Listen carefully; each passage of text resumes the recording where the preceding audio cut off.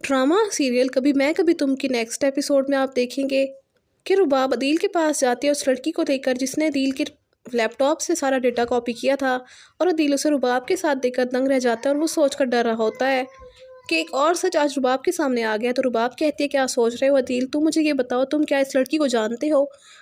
तो अदील ये सुनकर परेशान होकर साफ इनकार कर देता है और कहता है हाँ ये हमारे ऑफिस में जॉब करती है, ऑफिस में ही देखा था मैंने इसे कई बार। ये सुनकर रुबाब अदील को जोरदार थप्पड़ मारकर कहती है क्या तुम उसे अपने साथ लंच पर लेकर नहीं गए थे। ये सुनकर अदील खामोश हो जाता है। तो रुबाब कहती है कि अब तुम सोच रहे होगे कि ये सब मुझे कैसे मालूम हुआ।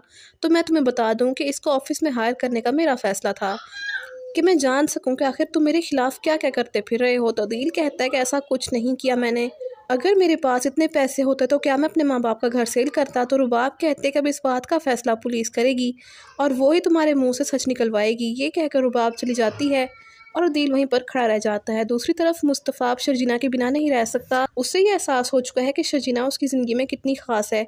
तो मुस्तफ़ा काफ़ी सोचने के बाद शर्जीना से बात करने का फ़ैसला करता है, लेकिन उसके बार बार कॉल करने के बावजूद शर्जीना उसकी कॉल नहीं उठाती और अपना फ़ोन बंद कर देती है।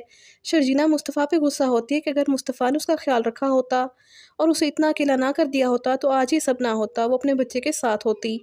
लेकिन शर्जीना भी मुस्तफ़ा के बिना बहुत उदास होती है, वो भी उसके बिना नहीं रह सकती।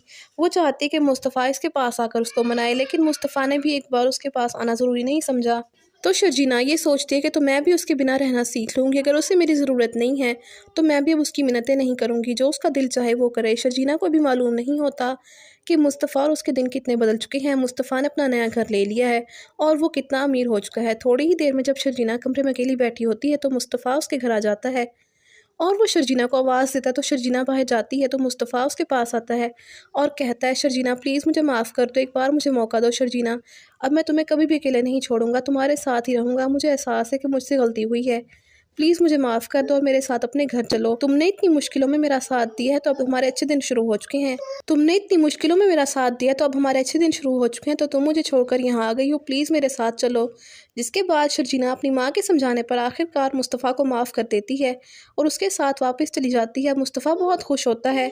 जैसे ही वो दोनों घर पहुंचते हैं तो शर्जीना हैरानी से इतने बड़े घर को देख रही होती है।